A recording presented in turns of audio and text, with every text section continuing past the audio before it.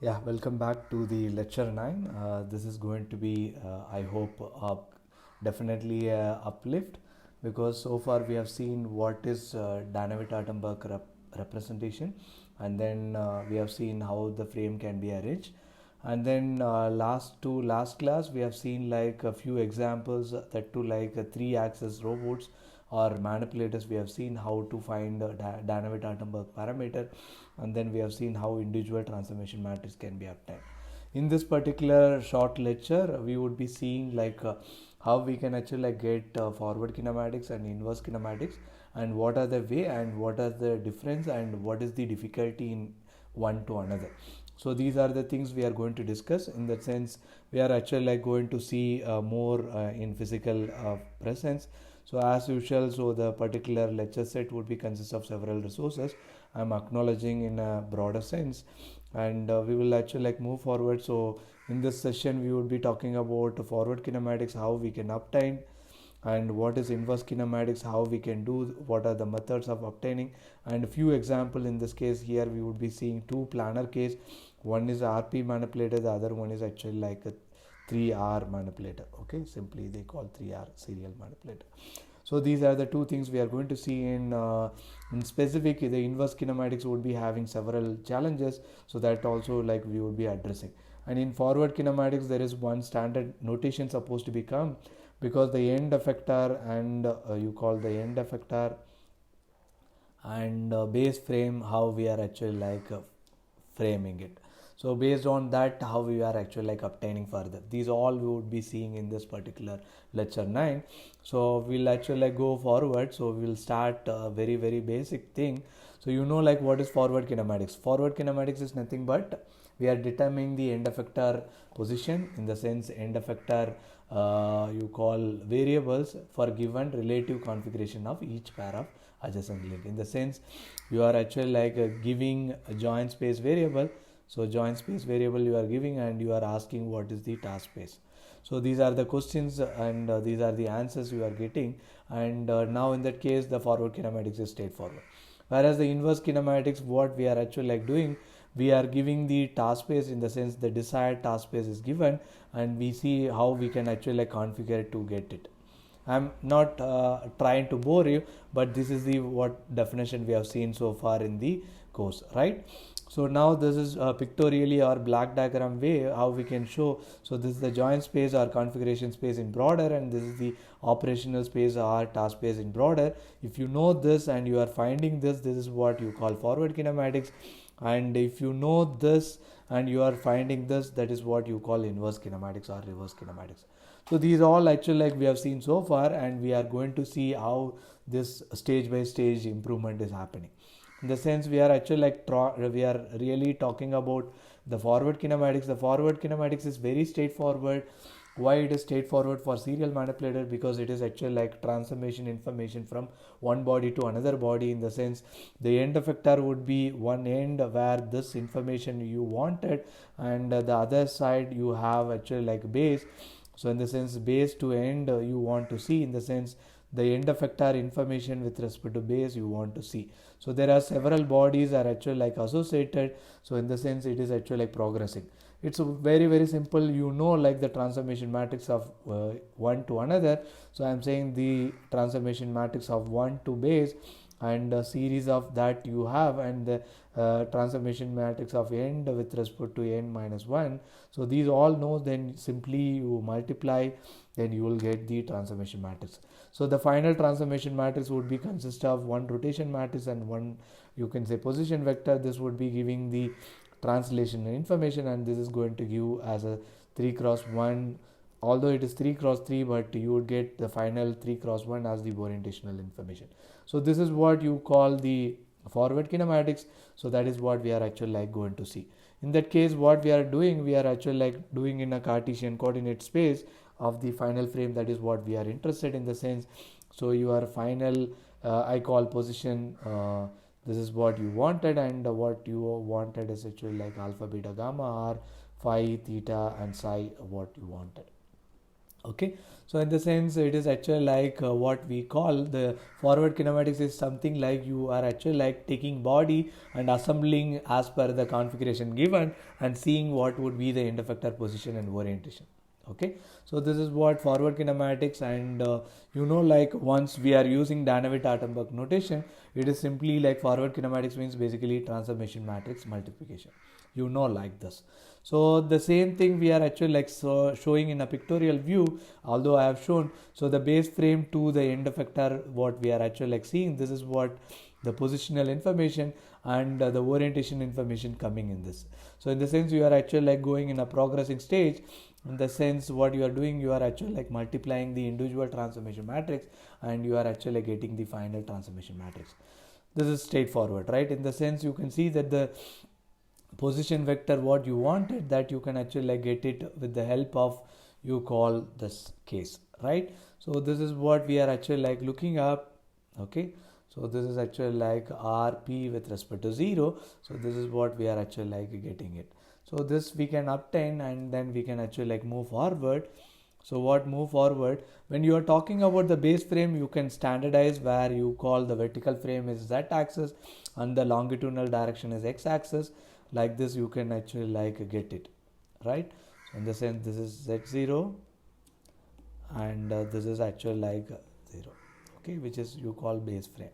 Whereas the end effector you should have some standard form. So for that what we usually bring it, so your end effector, how it is actually like approaching towards the target, that is what your Z axis, and obviously you can see that whatever the way it is actually like grabbing, in the sense it is sliding, that is what your Y axis, and normal to this, that is what you call you can say X axis. So here you can see that this is what the approach direction, that is we call approach vector, which is associated with the Z axis, and you can see this is actually like you are gripping you can say sliding motion, that is what you call Y axis, or you can say sliding or orientation vector, and normal to the plane which is consist of these two, that is what you are X axis, which is you call normal vector. In the sense what you will get, this is normal vector, then sliding vector, and approach vector would be individual vector which is orthonormal. This is consist of your orientational information. So this is what we are trying to see, that is what I am writing in the case, so that you would be standardizing your tool or end effector frame, so that even I am doing the manipulator or I am fabricating a new manipulator and supplying to one another you can say firm, and you are making or somebody else, then this would be standardized, so that the Danavitt-Attenborough parameter, although you are taking anything else, but finally your end point would be easily visualized from the base to end. So in the sense there would not be any confusion, just in order to make it that the standard base frame also like you would be taking like this, and then the end effector also you are bringing some kind of case like this. So in the sense the approach vector is one of the thing which is aligned to the tool roll axis, or you can say towards the what you call approaching axis, how you are actually like approaching the object, that is what you call the approach axis, which is what Z axis. So similarly you can go the sliding, which is actually like orthogonal to the approach, but it is actually like it is open or close of your gripper. Okay, so which is what you call orientation vector, some people call sliding vector. So obviously the left one, which is what supposed to be normal to this plane, so which is what you call the normal vector or X axis. Okay, so now you got the standardized, so now you can actually like solve your forward kinematic solution, that would be a standard one to anyone. So even you use standard form or non-standard form, finally your position vector of you can say end effector with respect to base frame would be standard, and your orientational information with respect to base frame also would be standard. That is what we are trying to do it. So now in that case you can see that it is nothing but what we are doing, it is actually like simply the yaw, pitch, roll, rotation of the you can say normal, sliding and orientation vector. Okay, so now we'll actually like move forward. You can see that once you have done everything, and you can see that the matrix would look like that. So just to give very small interest, you can see that I am taking a 6D of freedom joint, in the sense 6 active joints are to like I am taking a serial chain. Then what it would give actually like 6 plus 2, where 0 to 7. So in the sense your transformation matrix of 7 with respect to 0 was your interest, that I can write like this. So the last transformation matrix would give just a tool information. The first three would be given the information which is what the positional information of your wrist, and the next three would be giving the you call the orientation information of the wrist. In the sense the first three you call major axis, the next three you call minor, and the last or you can say further all you call redundant or simply tool point. So these are the cases which we are actually like supposed to know.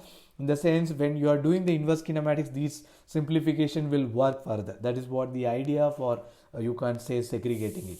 Further you can actually like come up with some kind of standard you call configurations also. That is what the whole idea about bringing the submatrix. Now you can actually like see this is the submatrix I call the major, then minor, and the tool or redundant, right? So in the sense the first 0 to you can say 3 that would be your major axis, then you can say 3 to 6 which is nothing but 4 to 6 that is what your major axis, and 6 to you can say n that would be redundant. And if there is no you can say redundancy, then you can see that there would be a tool you can say information. That is what we are interested. Now when you come to the inverse kinematics, what you are trying to see, so I actually like keep one point how I can arrange this indirectly, how I can actually like make sure that I will reach this point. In the sense I'm actually like trying to find out what kind of joint variable will give that particular configuration. So in the sense the first one is actually like I'm keeping you can say arranging every body. I'm seeing where is my final end, where is my hand. But right now I am actually keeping my hand something and I'm seeing that how to arrange or how to reach that. For example, now I am keeping this pen in the bottom, so I know the orientation of the pen and the position of the pen, right? So now I am actually like configure in such a way that I am reaching this pen point. This is what you call the inverse kinematic. Okay. So in the sense you can see that what we are trying determining the joint variable in terms of actually like end effector position and orientations are known. Mathematically inverse kinematics is searching the elements of vector of joint variable. That you agree. So in the sense what we are trying to see, we are reducing the you can say set of nonlinear algebraic equation to some kind of you can say standard form. In the sense you can see that there is no straightforward technique to apply, whereas the forward kinematics of serial manipulator is straightforward. But again I'm specifically mentioning serial manipulator because parallel manipulator forward kinematic solution also like complex, but since this particular course is more about serial manipulator, the sense forward kinematics of serial manipulator is straightforward, it is unique, but the inverse kinematics is not unique and there is no standard and you can say general method. In the sense you can see that you have to bring some kind of analytical and numerical method to solve the problem, but you know like inverse kinematics is something like you have several you can say multiple solutions are possible. One of the simple example I want to hear, for example to give here, I have seen like this is what my target which is I call tool point in the sense px and py, and this is the point where the origin where I call this 0 frame and this is the end effector frame. Unfortunately this is simple 2 or serial manipulator what I can see. So I know like my L1 and I know L2. I can see from here to here I draw L1 as the radius from here. Similarly from here to here I am just drawing the L2 radius and the center as P. So what you can see that these two are actually like intersecting in 2 points. In the sense you can see that the manipulator can be arranged like this. This is one possible solution. Okay. So this is one possible solution, or the other solution is this. So where you can see this. So in the sense you can see like one simple case, this is theta 1 and this is actually like theta 2. What you can see one, it is giving a multiple solution, right? So that is what we can actually like see. But when you are talking about anything, when you are talking about robotic manipulator, that robotic manipulator is actually like moving in XY plane or XYZ or the 3-dimensional space. So you are actually like interested to orient or manipulate the object, right? In the sense you are interested in this Cartesian coordinate frame. But who would give that information of individual joint to rotate? That's what the inverse kinematics is all about. It's very, very important for the manipulator theory. So that's what we are thinking about this back and forth, and we are actually like playing joint space to Cartesian space, and then we are actually like doing it this particular operation. In the sense what we are trying to do, we are trying to control the configuration. In the sense we are trying to control the end effector to reach an object. In the sense you have to play the inverse kinematic problem. So in the sense you have to actually like back and forth and you actually like do it. So in the sense very simple way you can put what are the required value of, you can say, joint variable to reach the desired point of the desired orientation in a desired orientation, desired point in a desired orientation. So these are the bigger case. I already told there is no straightforward technique, then we will see like what to be done. So for understanding that we are bringing the solvability, so what you would be knowing, so you would be knowing that these are the 3 orientational information and 3 position information. But you know like these 3 orientation information given as 3 cross 3, in the sense you can see although it is 9 variable, but that would be 3 independent variable only there, right? So and you can see like in that sense although you have 16 variable, but that bring it to 9, you can say plus 3, then this 9 actually like further reduced to 3. So in the sense you have only 3 plus 3 6 independent variable and you are trying to solve that. Okay, in the sense although you have 12 element, that bring it to 6 unknown joint variable for 6D of thing. And further you can see that this 3 cross 3 you can reduce to 3 individual element. In the sense you have 6 equation, 6 unknown if this is 6D of, or you can say 6 axis robot. If the robot is 7 axis, you can see that it is actually like having, you call 7 unknowns and you have 6 equations. Okay, and you have actually like 5 or 4D of system, you can see like, so it is having 5 unknowns but 6 equations. So in the sense your 6 equations supposed to be fulfilled with 5 unknowns. So in the sense it is actually like no solution, this is having a multiple or infinite number of solution, and this is a proper solution. Even this called a proper solution, what you can see, it is actually like non-linear equation and multiple configurations comes. What that means, it is all based on the trigonometry relation. In the sense it's like a transiential equation. You have understood that trigonometry equations or functions are inherently giving multiple solutions. So that is what we are actually like looking at, and that is what we are trying to see what way we can solve it. So in the sense straightforward, the inverse kinematic solution is actually like more difficult to solve, and the number of equations are also like supposed to be very systematic, and we are thinking about closed form solution. In the sense we are trying to bring some kind of analytical you can say relation. So that analytical relation, what you call closed form solution, in the sense the solution supposed to be unique, but it is not really a case. The solution is not unique and it is actually like redundant some cases. Okay, and you have multiple possible solution, and the solution also like robot dependent, because you can say the link length and the geometrical parameter is actually like giving some kind of solution dependent. Okay, so that is what the case, and we are actually like seeing that is there any existence. The very first thing is the point which you are actually putting into you can say solving, that point supposed to be within the workspace. That is one of the important thing. And you know like workspace computation is very hard. So what we usually do, we'll actually like make some special design for the robot, so that we are reduced into some case. That's what I said, alpha would be multiples of 90s. Okay, and theta, if it is actually like a joint variable as a constant, then that also will bring it to multiples of 90. And more you can say benefit, we will try to make the link length maximum 0, and joint distance also, like if it is a constant, we will try to make some kind of standard thing. So that is what we are trying to do. In that sense there are two method of solution. So one is actually like numerical, the other one is actually like you call analytical solution, which is we simply call closed form solution. And you know like the closed form solution is actually like very important, because when we are talking about the controller, the closed form solution would be useful. And when we are, you can say, making your you call the black box of your robotic manipulator, this closed form solution will work. In the sense the closed form solution will give analytical relation, whereas the numerical solution would be numerical.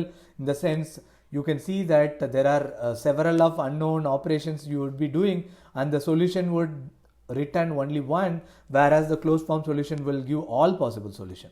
Okay, and the second thing is actually like the accuracy is purely depend on what you can see decibel you want and what algorithm you are using. But here actually like you can see the accuracy is actually like depend, and if it is actually like closed form solution exists, then it is actually like straightforward. And this is more desirable because this will make useful tool for the real-time control. Okay, but this is actually like easy one sense. For example, I'm doing a motion planning algorithm and all, then the closed form solution is very difficult, whereas the numerical solution I can actually like use some solver and then do it. For example, you have a redundant robot, definitely the closed form solution is not possible, then you have to bring it numerical solution.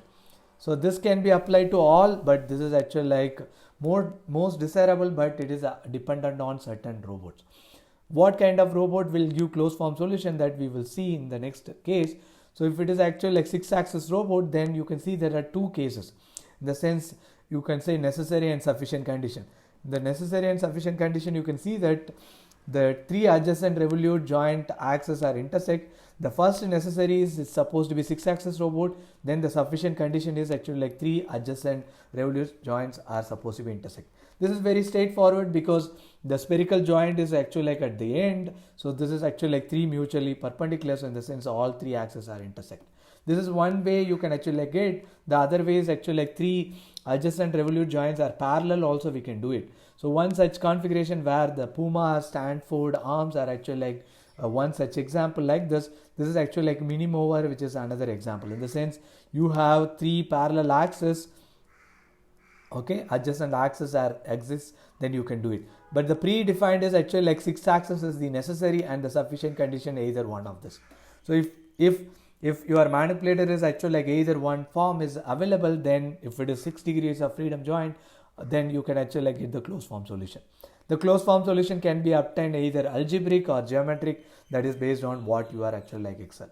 So we'll go to the example, then you can see right now I have taken a simple planar robot where the rotary joint is there and the translation joint. In the sense, I'm taking a simple, you can say piston cylinder arrangement. The piston cylinder arrangement is rotating. In the sense, this is actually like rotatable and as well as the cylinder is actually like sliding. In the sense, it is simple R and P. So in the sense, it is simply I call RP manipulator. What I can see, so the one joint is actually like vertically coming out of the screen and the second joint is actually like going towards the same. The same, this is one joint which I call Z1 and this is actually like Z2. You know, like as per the Danawit-Artenberg, you have two axes, then 2 plus 2 is there. So I have to see this is 1 and this is 2 and obviously 0 and you call 3 which are coming. In the sense, what I can see, how I can fix the 0th frame first. I already said it's a standard, so I am actually like taking X0 and Z0 are actually like this. Z1 and Z0 is parallel, that's why I fix it X0. Now when you come to X1, the X1 is actually like defined based on, you can say Z1 and Z2. So in this case, these two are perpendicular. The plane is actually like consist of this. So the normal to this plane is your X-axis. I'm taking this as the X1 direction. And since actually like I am trying to see, can I actually like bring it Z3 parallel to Z0? Then you can see that there is a plane, then the X2 is actually like parallel to X1 and I can actually like make it X3 parallel. So that's what I am doing. You can see that I have taken 0th frame and 1 frame here, 2 and 3 are here, Z1 and Z2 are given and Z0 and Z3 I am choosing, and based on that I can fix X1, X2, X3 and X0, right? I fix. Now you can see this theta 1 is the variable and D2 are the other variable. Now you can actually like get the, you call DH parameter I1 and 2. Okay. So even you want the third one, you can take it. So what you can see, so 0 to 1, the information is alpha I minus 1, A I minus 1, theta I and DI. What you can see, 1 and 0 z-axis parallel and both are actually like coincide, and you have one variable because Z1 is the active joint and there is no distance along Z1. So now when come to, you can say second, where 2 and 1 are actually like, you can see rotated apart, the Z-axis, the about X1 you can see that is rotated like this, which is actually like rotated like this, which is actually like 90 degree, and you can see that it is actually like there is no distance along X, so then that is 0. And what you can see, there is, you can say X1 and X2 are parallel with respect to Z2, then this is also 0 and you have the variable D2. When you come to Z2 and Z3 where the third frame, you can see that these two are actually like mutually perpendicular, and about you can say x2 it is actually like rotated 270 degree, and you can see that these two are actually like same location, and you can see that x2 and x3 are about you can say z3 it is rotated, this is the rotation direction, this is again 270 degree. Okay, so like that you can see this is what we have seen. And one thing I missed, so where you can see that this is theta 1 where x naught and x1 are actually like 90 degree with respect to this, then plus 90 always coming. So theta 1 is variable and plus 90 is always associated. When you rotate this z1 axis, you can see x1 is varying, this 90 plus theta, that is what you mean to see. So in the sense you can see this is what DH parameter, and I get the individual matrix and multiply, this is what you call the position vector, and this is what your orientation information, right? So this is what your position vector where x and y are the you can say two defined quantities that I can write as d2 and d1. So now if I write this is what forward kinematic model.